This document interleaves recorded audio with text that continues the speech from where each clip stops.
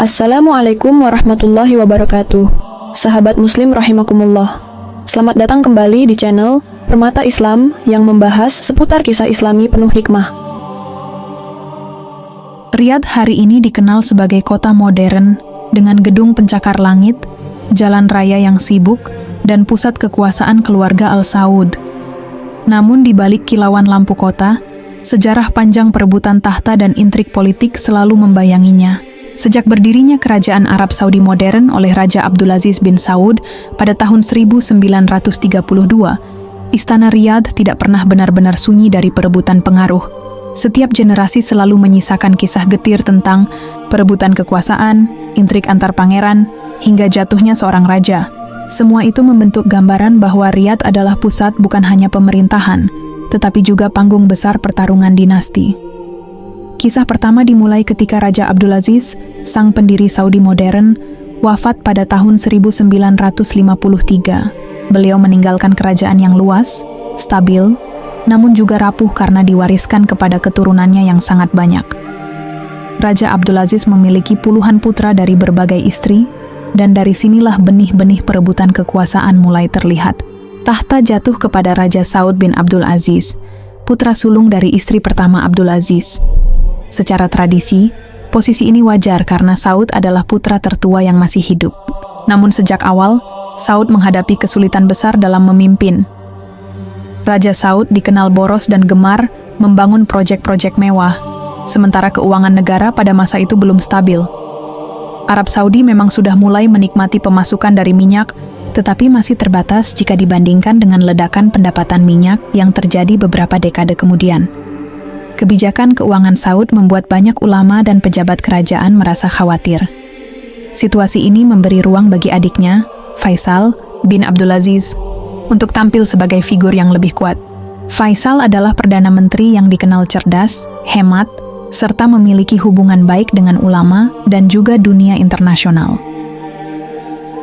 Ketegangan antara Raja Saud dan Pangeran Faisal perlahan berubah menjadi perebutan kekuasaan terbuka. Saud tetap memiliki gelar raja dan simbol legitimasi, tetapi Faisal mengendalikan pemerintahan sehari-hari. Pada tahun 1960-an, perseteruan mereka semakin tajam. Para ulama senior dan dewan keluarga kerajaan memandang Faisal lebih layak memimpin dibandingkan Saud. Hingga akhirnya, pada tahun 1964, sebuah fatwa ulama senior dikeluarkan mendukung pencopotan Raja Saud. Dengan tekanan dari keluarga Al Saud dan dukungan para ulama, Faisal akhirnya naik takhta, sementara Saud dipaksa turun dan hidup dalam pengasingan. Inilah salah satu drama perebutan tahta terbesar dalam sejarah modern Saudi. Tidak ada perang saudara besar di jalanan Riyadh, tetapi aroma kudeta istana sangat terasa. Sebuah kerajaan Islam yang konon dibangun di atas kesatuan kabilah harus menghadapi kenyataan. Intrik politik internal menjadi faktor utama jatuh bangunnya seorang raja. Namun, kisah itu tidak berhenti di sana. Raja Faisal yang naik tahta dengan penuh legitimasi akhirnya menemui ajal tragis. Pada tahun 1975, saat menerima tamu di istana, ia ditembak mati oleh keponakannya sendiri, Faisal bin Musaid. Meski motif resminya disebut karena dendam pribadi, banyak pihak menilai bahwa pembunuhan ini tidak lepas dari intrik politik internal. Riyadh kembali diguncang. Kali ini bukan oleh perebutan resmi, melainkan darah yang tumpah di ruang kekuasaan. Tragedi ini menutup satu bab penting dalam sejarah Riyadh. Dari Raja Saud yang dipaksa turun, hingga Raja Faisal yang terbunuh di tengah kekuasaannya. Semua itu memperlihatkan bahwa Istana Riyadh sejak awal bukanlah ruang harmoni, melainkan medan pertarungan. Di titik ini, umat Islam mulai mengaitkan fakta sejarah dengan nubuat Rasulullah SAW. Dalam sebuah hadits dari Tsauban, Rasulullah SAW pernah bersabda, "Akan berperang 3 orang anak khalifah di sisi perbendaharaan kalian, yaitu Ka'bah, dan tidak ada yang menang melainkan 1 orang. Lalu muncullah bendera-bendera hitam dari wilayah timur. Mereka lantas memerangi kalian dengan peperangan sengit yang sama sekali belum pernah dilakukan kaum manapun. Jika kalian melihatnya, maka Berbaiatlah kepadanya walaupun sambil merangkak di atas salju, karena sesungguhnya dia adalah Khalifah Allah Al-Mahdi. Sebagian ulama berpendapat bahwa hadis ini merujuk pada peristiwa yang akan terjadi menjelang akhir zaman. Ada yang menafsirkan anak khalifah sebagai putra-putra dari keluarga Al-Saud, yang kini memegang kekuasaan atas Makkah dan Madinah. Karena keluarga ini memiliki banyak keturunan, perebutan tahta di Riyadh dianggap selaras dengan nubuat ini. Meski demikian, para ulama menegaskan bahwa hadis tersebut bukan catatan sejarah yang sudah terjadi, melainkan nubuat yang mungkin terjadi di masa depan. Dari sini muncul pertanyaan, tidakkah semua fitnah perebutan tahta ini hanyalah awal dari panggung besar yang lebih besar lagi? Pertanyaan itu menggantung menjadi penutup bagian pertama kisah Riyadh. Sebelum kita melangkah pada babak berikutnya, ketika kerajaan pasca Faisal menghadapi ujian baru yang lebih dahsyat, krisis haram, perang Teluk, hingga naiknya figur-figur yang kelak mengubah wajah Arab Saudi modern. Setelah wafatnya Raja Faisal, kerajaan pun beralih ke tangan Khalid bin Abdul Aziz, seorang raja yang dikenal saleh, lembut, dan sederhana, jauh dari ambisi keras yang melekat pada kakaknya. Namun justru di masa pemerintahannya, Arab Saudi memasuki salah satu era paling menentukan. Ledakan harga minyak akibat krisis energi internasional pada pertengahan 1970-an mengalirkan kekayaan yang luar biasa besar ke dalam kas negara. Pundi-pundi Riyadh melimpah dan proyek pembangunan berskala raksasa pun digelar. Jalan raya, universitas, rumah sakit, dan gedung-gedung modern mulai bermunculan, mengubah wajah negeri gurun menjadi negara petrodolar yang diperhitungkan dunia. Namun, kekayaan yang melimpah itu tidak serta-merta membawa stabilitas. Justru ia memunculkan kontras yang tajam. Para pangeran hidup dalam kemewahan yang mencolok, sementara sebagian besar rakyat masih merasakan ketimpangan sosial. Ketidakpuasan mulai tumbuh, meski jarang terdengar di ruang publik karena kontrol ketat dari rezim. Di saat yang sama, derasnya modernisasi menimbulkan kegelisahan di kalangan ulama konservatif yang khawatir tradisi Islam tergerus oleh gaya hidup baru yang dipenuhi glamor dan hiburan. Puncak kegelisahan itu meledak pada November 1979. Di tengah suasana haji, sekelompok militan yang dipimpin Juhaiman al-Otaibi merebut Masjidil Haram di Makkah. Mereka menuduh keluarga Al-Saud telah menyimpang dari jalan Islam dan menyatakan bahwa menantu Juhaiman adalah Imam Mahdi yang ditunggu-tunggu. Peristiwa ini mengguncang dunia Islam.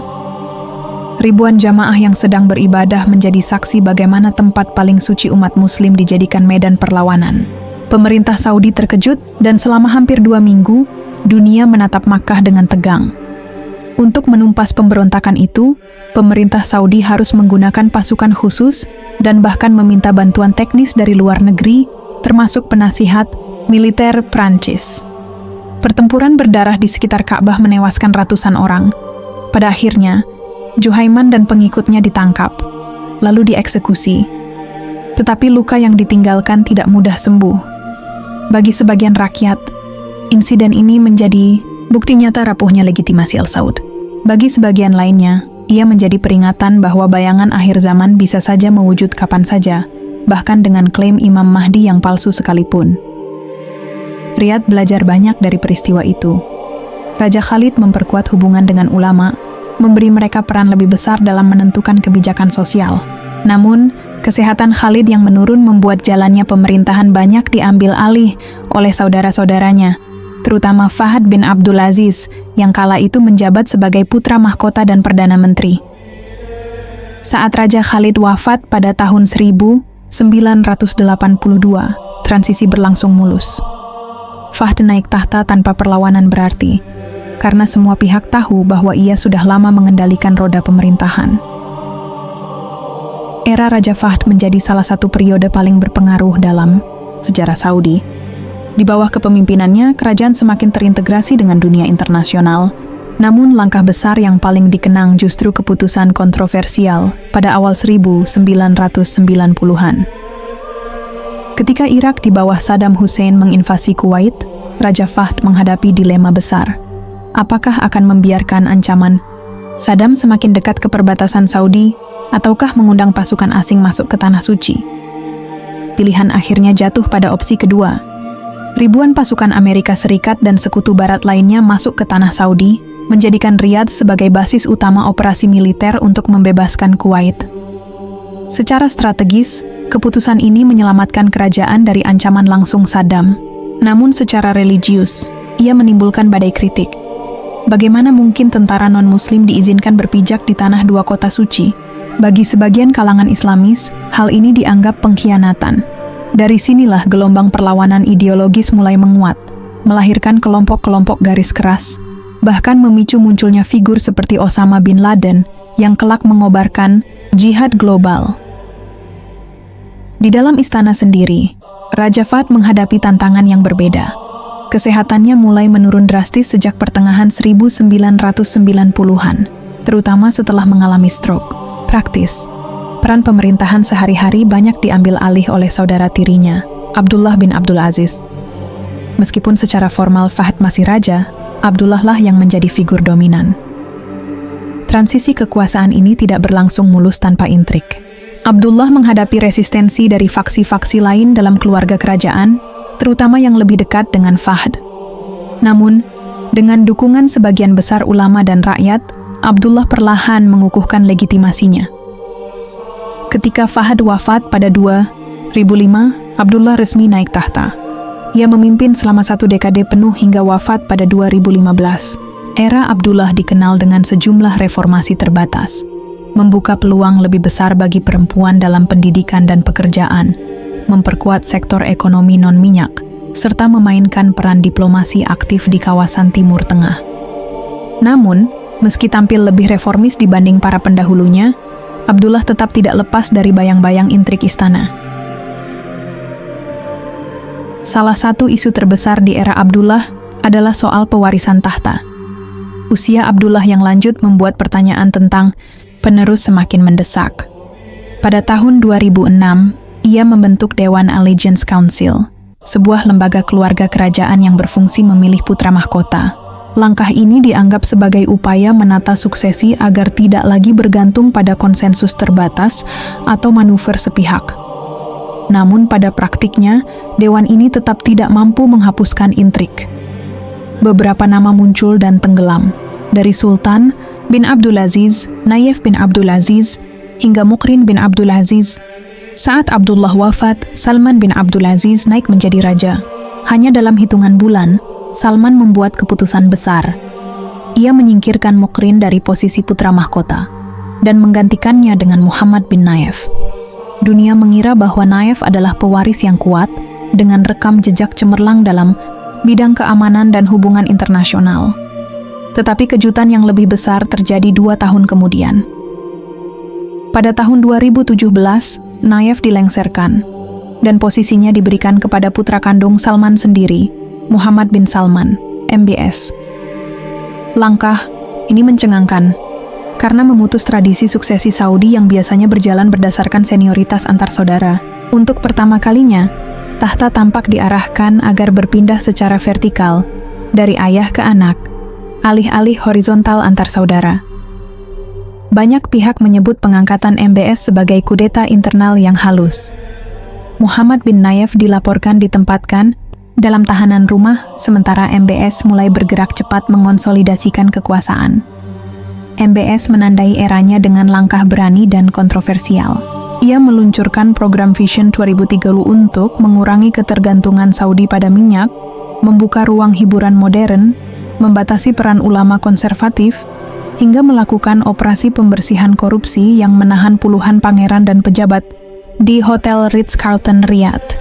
Langkah-langkah ini memperlihatkan bahwa perebutan kekuasaan di Riyadh telah memasuki babak baru. Jika sebelumnya pertarungan berlangsung di balik tirai, kini ia tampak terang benderang. Rangkaian sejarah ini memperlihatkan pola yang konsisten. Tidak ada satu era pun di Istana Riyadh yang benar-benar bebas dari perebutan tahta, baik secara terbuka maupun tersembunyi. Dari Raja Khalid yang menghadapi krisis haram, Fahd dengan perang Teluk, Abdullah dengan reformasi terbatas dan problem suksesi, hingga Salman yang menyerahkan tahta masa depan kepada putranya, semua menguatkan satu kesan: Riyadh adalah kota yang hidup di atas bara intrik. Bara itu mungkin padam sesaat, tetapi selalu siap menyala kembali. Di tengah semua perjalanan ini, umat Muslim yang mengikuti sejarah Riyadh seringkali kembali teringat pada nubuat Nabi Muhammad SAW tentang fitnah akhir zaman. Meskipun tidak boleh tergesa-gesa menafsirkan setiap peristiwa sebagai tanda kiamat, sulit untuk mengabaikan bagaimana pola perebutan di keluarga Al-Saud seakan menjadi bayangan dari nubuat besar itu. Bukan perang besar yang menghanguskan kota, tetapi perebutan tahta yang terus berulang, melibatkan para pangeran yang jumlahnya tidak terhitung, dan setiap generasi selalu ada yang tersingkir atau terhempas. Pertanyaannya kini bukan lagi apakah intrik itu nyata, melainkan ke arah mana ia akan bermuara. Apakah perebutan yang tiada henti di Riyadh hanya permainan politik dinasti belaka? Ataukah ia bagian dari jalur sejarah yang sedang Allah susun menuju janji besar akhir zaman? Pertanyaan itu menggantung, menjadi penutup dari satu bab perjalanan, Riyadh, sekaligus pembuka menuju bab yang lebih besar. Keterkaitannya dengan kemunculan Imam Mahdi. Sosok yang dijanjikan akan muncul dari Makkah, bukan dari istana Riyadh, tetapi barangkali melalui jalan panjang intrik kekuasaan yang bermula di sana. Imam Mahdi, sosok misterius yang dinantikan umat Islam, bukan sekadar figur politik atau pemimpin spiritual biasa. Ia adalah simbol puncak dari janji Allah, sebuah titik temu antara keputusasaan umat yang terjerat fitnah dan harapan besar akan tegaknya kembali keadilan.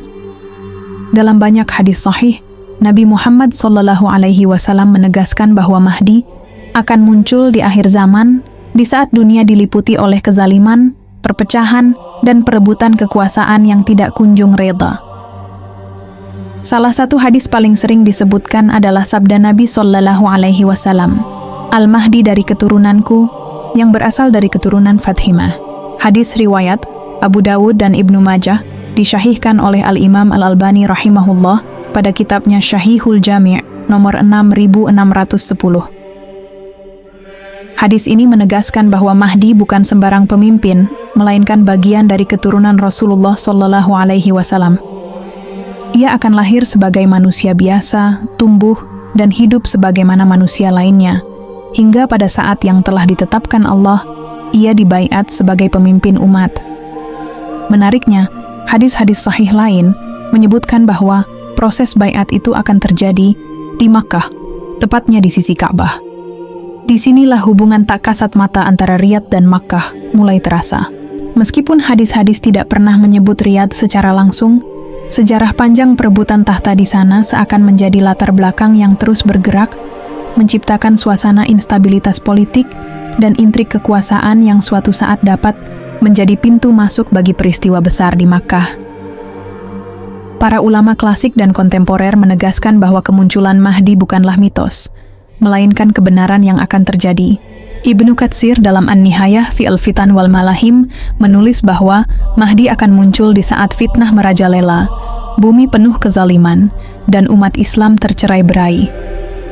Ia akan menjadi penyatu, membawa panji keadilan, dan menegakkan kembali sunnah Nabi Muhammad SAW yang telah banyak ditinggalkan. Di sini, bayangan Riyadh kembali hadir. Sejak didirikan pada tahun 1932, Kerajaan Saudi mengklaim diri sebagai penjaga dua tanah suci, Makkah dan Madinah. Legitimasi politik keluarga Al-Saud bertumpu pada klaim ini. Tetapi sejarah membuktikan, status sebagai penjaga tanah suci tidak membuat mereka kebal dari intrik dan konflik internal. Justru di balik klaim mulia itu, Riyadh berkali-kali menjadi panggung perebutan tahta yang penuh drama. Maka timbul sebuah pertanyaan tajam. Mungkinkah runtuhnya legitimasi keluarga Al-Saud kelak menjadi salah satu pemicu munculnya Mahdi? Tidak. Sedikit analis Timur Tengah yang berpendapat bahwa stabilitas Saudi adalah kunci stabilitas dunia Islam modern. Jika Riyadh goyah, maka Makkah pun akan berguncang. Bayangkan, ketika perebutan tahta semakin memanas, ketika pangeran-pangeran besar saling berebut kekuasaan dengan segala cara, apa yang akan terjadi pada legitimasi politik mereka sebagai Khadimul Haramain, penjaga dua tanah suci? Di titik inilah, hadis tentang Imam Mahdi terasa semakin relevan. Nabi Muhammad SAW bersabda, akan ada perselisihan setelah wafatnya seorang khalifah, lalu seorang laki-laki dari penduduk Madinah keluar menuju Makkah. Lalu orang-orang Makkah mendatanginya dan membayatnya di antara rukun dan makam, padahal ia tidak menginginkannya. Lalu datang pasukan dari Syam untuk memeranginya. Lalu mereka dibenamkan di daerah bernama Al-Baida, yang berada di antara Makkah dan Madinah. Hadis riwayat Abu Dawud. Hadis ini memberikan gambaran yang sangat jelas. Perselisihan besar akan terjadi setelah wafatnya seorang khalifah. Perselisihan itu begitu sengit hingga umat mencari sosok baru untuk menyatukan mereka, dan sosok itu adalah Mahdi yang akan dibaiat di Ka'bah. Menariknya, hadis ini menyebut bahwa Mahdi awalnya enggan, tetapi umat memaksanya untuk menerima baiat. Ketika kita melihat sejarah Riyadh, bayangan hadis ini terasa dekat. Sejarah mencatat, setiap kali seorang raja wafat, selalu muncul tanda-tanda perselisihan. Kadang berupa penggeseran putra mahkota, kadang berupa perebutan pengaruh, kadang pula berupa desakan reformasi. Hingga kini, pola itu tidak pernah benar-benar berhenti. Jika di masa depan terjadi perselisihan besar setelah wafatnya seorang raja, tidak mustahil kondisi itu akan membuka jalan menuju hadis yang disabdakan Nabi Muhammad SAW. Bayangan Mahdi tidak hanya menyelimuti ruang tafsir hadis, tetapi juga menjadi bahan renungan politik di dunia muslim. Banyak ulama mengingatkan, Mahdi bukanlah pemimpin yang datang melalui kampanye politik atau perebutan tahta seperti di Riyadh. Ia adalah sosok yang ditunjuk Allah Subhanahu wa Ta'ala dari keturunan Nabi Muhammad SAW yang akan muncul secara tiba-tiba di Makkah. Namun, kondisi politik dunia Islam, termasuk perebutan tahta di Riyadh, bisa menjadi latar yang mempercepat lahirnya momentum itu. Di tengah dinamika ini, ada satu fakta yang sulit diabaikan. Jumlah pangeran Saudi yang mencapai ribuan orang. Mereka semua adalah anak-anak khalifah dalam arti luas, karena merupakan keturunan Raja Abdulaziz. Sebagian besar mungkin tidak memiliki ambisi politik, tetapi sebagian kecil lainnya jelas terlibat dalam pertarungan kekuasaan. Setiap kali satu generasi raja wafat, ratusan pangeran potensial bersiap memasuki arena perebutan. Intrik itu tidak akan pernah berakhir selama sistem kerajaan masih berdiri. Bagi umat yang menantikan Imam Mahdi, fenomena ini dapat dilihat sebagai tanda. Tidak ada tempat di dunia ini yang lebih mirip dengan nubuat Nabi Muhammad SAW tentang 3 anak khalifah, selain Riyadh, tempat di mana perebutan kekuasaan antar pangeran sudah menjadi tradisi. Meski kita tidak boleh tergesa-gesa memastikan tafsirnya, terlalu sulit untuk menutup mata dari kemiripannya. Namun, ada satu perbedaan penting. Mahdi bukan berasal dari keluarga Al-Saud.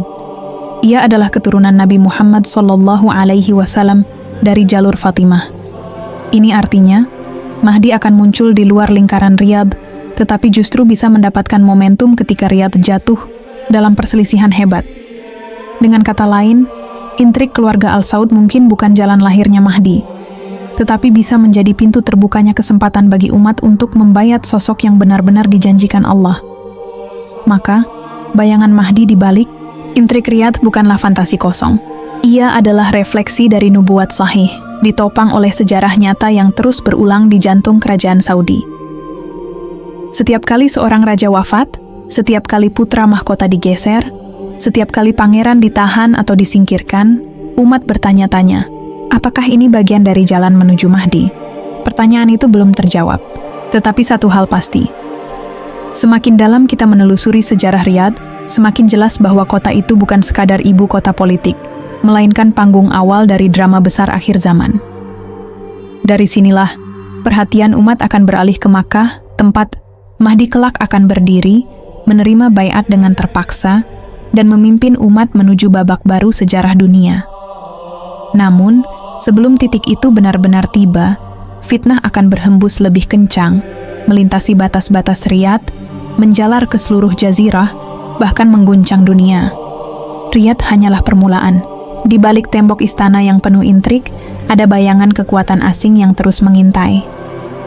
Amerika Serikat, sekutu terbesar Saudi sejak ditemukannya minyak, selalu memiliki kepentingan menjaga stabilitas keluarga Al-Saud. Bagi Washington, Riyadh adalah kunci pasokan energi dunia dan benteng melawan gerakan Islam politik yang dianggap mengancam tatanan global. Tetapi sejarah mengajarkan, sekutu besar pun bisa berbalik menjadi dalang, mendorong, atau bahkan meruntuhkan kekuasaan jika kepentingan mereka terancam. Perang Irak, tragedi Suriah, konflik Yaman, hingga normalisasi dengan Israel, semuanya tidak lepas dari perhitungan besar kekuatan global. Dan di tengah semua itu, Arab Saudi berada di posisi rentan. Negeri dengan sumber daya besar, legitimasi keagamaan, namun juga penuh intrik internal. Setiap kali perebutan tahta terjadi, dunia menahan napas, sebab jatuh bangunnya Riyadh akan mengguncang lebih dari sekadar jazirah. Ia akan mempengaruhi harga minyak, arah diplomasi, bahkan keamanan dua tanah suci.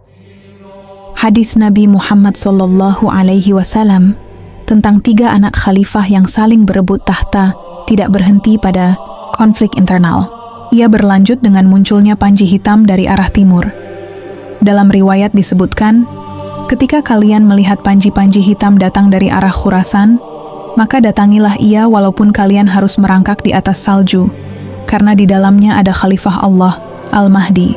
Hadis riwayat Ibnu Majah. Para ulama menafsirkan Khurasan sebagai wilayah timur jazirah, yang dalam konteks geografi klasik meliputi Iran, Afghanistan, hingga sebagian Asia Tengah. Tafsir ini memunculkan spekulasi. Mungkinkah fitnah di Riyadh menjadi pemicu bangkitnya kekuatan dari arah timur, yang kelak akan bergerak menuju Makkah untuk menegakkan Baiat Mahdi? Disinilah dunia modern memberi warna baru. Iran, dengan revolusinya pada 1979, telah lama mengibarkan bendera perlawanan terhadap Saudi. Hubungan kedua negara dipenuhi konflik sektarian dan politik. Perang di Yaman menjadi salah satu panggung konfrontasi terbuka. Saudi mendukung pemerintah, Iran mendukung Houthi. Sementara itu, di Irak dan Suriah, bayangan milisi yang mengibarkan panji-panji hitam sudah lama menjadi momok, dari Al-Qaeda hingga ISIS. Meski tentu tidak semuanya bisa disamakan dengan nubuat akhir zaman. Namun, di tengah kebingungan tafsir, satu hal jelas. Nubuat tentang panji hitam menunjukkan bahwa fitnah akhir zaman tidak hanya akan berpusat di Riyadh atau Makkah, tetapi akan melibatkan gerakan besar dari timur. Gerakan ini, entah dalam bentuk apa, akan beririsan dengan kekosongan kekuasaan di jazirah akibat perebutan tahta yang tidak berkesudahan. Riyadh bisa saja bertahan, tetapi jika intrik internal menghancurkan legitimasi keluarga Al Saud, siapa yang akan berdiri menjaga tanah suci? Ketika istana penuh bisik-bisik, rakyat resah, dan para pangeran saling menuding, maka fitnah dari luar akan semakin mudah masuk. Amerika, Rusia, Iran, Turki, bahkan Israel, semua memiliki kepentingan. Dan di tengah pertarungan raksasa itu, umat Muslim biasa hanya bisa bertanya, siapa yang akan menyelamatkan Makkah dan Madinah? Di titik inilah nubuat tentang Imam Mahdi menemukan relevansinya. Ia bukan sekadar pemimpin spiritual, tetapi solusi bagi kebuntuan politik dan kehancuran moral. Mahdi akan muncul bukan karena ia menginginkannya, tetapi karena fitnah memaksa umat mencari pemimpin sejati. Ia dibayat di Ka'bah, di antara rukun dan makam, di saat dunia sudah lelah dengan para raja yang hanya memikirkan tahta dan sekutu asing yang hanya mengejar kepentingan. Bayangan itu terasa semakin dekat ketika kita melihat tanda-tanda zaman. Perpecahan di tubuh umat Islam, dari Timur Tengah hingga Asia. Kehancuran negeri-negeri Muslim akibat perang berkepanjangan. Perebutan tahta yang tiada henti di Riyadh, jantung politik jazirah. Campur tangan kekuatan asing yang semakin kasar, seakan dunia Islam hanyalah papan catur. Semua ini sesuai dengan sabda Nabi Muhammad SAW. Hampir saja bangsa-bangsa mengerumuni kalian sebagaimana orang-orang lapar menghadapi meja penuh hidangan. Para sahabat bertanya, apakah karena jumlah kami sedikit pada saat itu, wahai Rasulullah? Beliau bersabda, tidak, bahkan kalian pada saat itu banyak, tetapi kalian bagaikan buih di lautan. Allah akan mencabut rasa takut dari dada musuh-musuh kalian, dan Allah akan melemparkan dalam hati kalian wahan. Mereka bertanya, apakah wahan itu, wahai Rasulullah? Beliau menjawab, cinta dunia dan takut mati. Hadis riwayat Abu Dawud. Hadis ini menggambarkan keadaan umat akhir zaman. Jumlah besar, tetapi tak berdaya, diperebutkan oleh bangsa lain. Bukankah itu yang terjadi pada umat Islam hari ini? Negeri demi negeri jatuh ke dalam fitnah, sementara kekuatan besar dunia mempermainkan nasib mereka. Riyadh, dengan segala kekayaannya, hanya menjadi satu dari sekian banyak panggung perebutan. Tetapi posisinya sebagai penjaga tanah suci menjadikannya sangat menentukan. Jika kelak Riyadh goyah, maka akan menjadi pusat perhatian dunia. Saat itulah nubuat tentang Mahdi akan menemukan jalannya. Umat yang tercerai-berai akan dipaksa mencari pemimpin yang bukan lahir dari intrik politik, bukan dipilih oleh kekuatan asing, tetapi ditunjuk oleh Allah melalui tanda-tanda yang jelas. Mahdi akan muncul bukan di istana, tetapi di Masjidil Haram. Ia akan dibaiat bukan oleh pangeran atau politisi, tetapi oleh kaum mukminin yang masih setia pada sunnah Nabi Muhammad sallallahu alaihi wasallam. Narasi ini bukan sekadar ramalan, melainkan janji. Para ulama mengingatkan, tidak ada seorang pun yang boleh mengaku sebagai Mahdi tanpa tanda-tanda yang sahih. Mahdi bukan diciptakan oleh media atau propaganda, melainkan sosok nyata dari keturunan Nabi Muhammad sallallahu alaihi wasallam yang ditampakkan Allah di waktu yang tepat. Namun, sejarah Riyadh yang penuh intrik memberi gambaran bagaimana jalan menuju Makkah itu bisa terbuka. Melalui perebutan tahta yang melemahkan legitimasi penguasa, membuka ruang bagi nubuat untuk terwujud. Maka, ketika kita menutup lembaran sejarah Riyadh, kita tidak sedang menutup sebuah kisah, melainkan membuka pintu menuju babak baru. Intrik para pangeran, perebutan tahta, dan bisik-bisik istana hanyalah permulaan. Fitnah yang lebih besar menunggu di luar tembok Riyadh, dari timur hingga barat. Dan di tengah badai itu, umat menanti sosok yang dijanjikan, pemimpin yang akan mengakhiri kezaliman, menegakkan keadilan, dan menyatukan kembali barisan kaum muslimin. Apakah kita sedang berada di ambang peristiwa itu? Hanya Allah yang tahu. Tetapi tanda-tandanya semakin jelas, dunia kian rapuh, umat kian lemah, dan Riyadh tidak pernah sunyi dari perebutan. Jika benar jalan menuju Makkah dimulai dari sana, maka sejarah yang kita saksikan hari ini mungkin hanyalah prolog dari drama besar akhir zaman. Dan pada akhirnya, semua fitnah akan berhenti di satu titik. Ketika Imam Mahdi berdiri di sisi Ka'bah, menerima baiat, dan mengibarkan panji kebenaran atas nama Allah Subhanahu wa Ta'ala dan Rasul-Nya.